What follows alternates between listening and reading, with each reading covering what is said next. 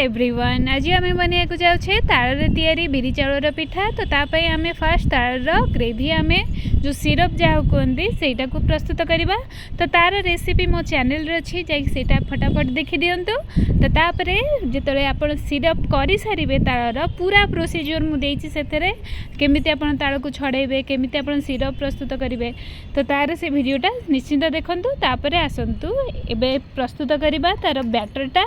तो बैटर पाई फास्ट बिरी को आपण बतुरे देवे 4 ରୁ 5 घंटा। तापर ताकू ग्राइंड करके ताकू ओवरनाइट फर्मेंट होगा छाड़देवे। तो तापर आमर रेडी एबे बिरी रो बैटरटा। तो एबे ताकू आमे गोटे पात्र को देखंतु काढ़ीदेवा जी आप यूज करेंगे। जब सब जाक यूज कर आम ए चाउल गुंड ऐड करवा। तो चाउल गुंड करने आप प्रोसीजर जमीक आरिसा पिठार चाउल गुंड करती से टाइप्र चाउल गुंड करेंगे। तो चाउल गुंड कर किसी भी असुविधा अच्छी ताले मत कमेंट बॉक्स रे जणातु। तो मुझे निश्चिंत आपको शेयर करी। तो ये चाउल गुंड ऐड कर सारापर से आमर जो तालर जो सिरप आम प्रस्तुत करते ठंडा हाँपाई छाड़ी देते। तो से गोटे बड़ स्पून आम ऐड करके भल भाव में गोले नवा। जदि आपण बैटरटा टे पाणिया पाणिया लगुव ताहले आप चाहिए आउ चाउल गुंड से ऐड करें। तो एबे से भल भाव में फेंटी सारापर ताको कभर करके आधा घंटे रु 45 मिनिट पर्यंत आम छाड़ीदबा। तापर आधा घंटे रु 45 मिनिट पर एबे ताको आम यूज कर परिबा।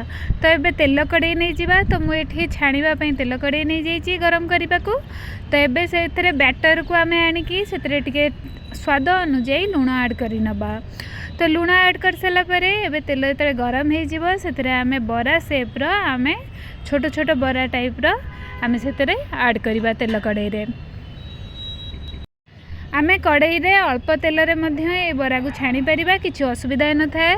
तो आम बेसी तेल देवा द्वारा आम को तेल नष्ट करिया को पड़ता है जमती कि पोड़ा तेल खाइबा कथा नुहे। तो मुझे कम तेल नहीं।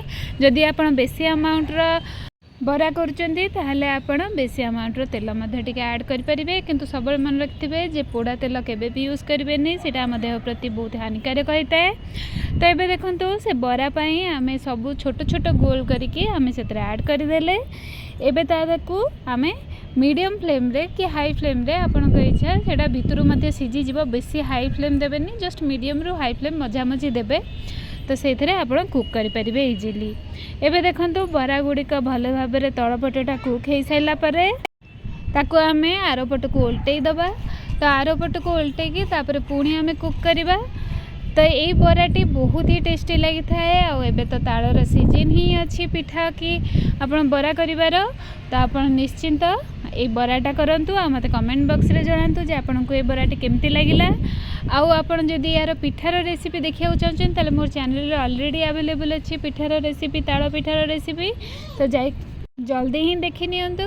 आउ एटार पिठा हो कि बरा हो तालर बहुत ही सुंदर टेस्ट होता है। तो आप निजे न करिया पर्यंत केबे भी आप बिलीव करि परिबेनी। तो एटा निश्चिंत बनातु आ मते कमेंट बॉक्स रे जणातु जे आपण तालर आउ कोन कोन रेसिपी घरे बनैचंती। तो जदि मो वीडियोटी भल लगी थाए तेबे लाइक शेयर एंड सब्सक्राइब निश्चिंत करेंगे। आ पुन देखा नेक्स्ट वीडियो रे।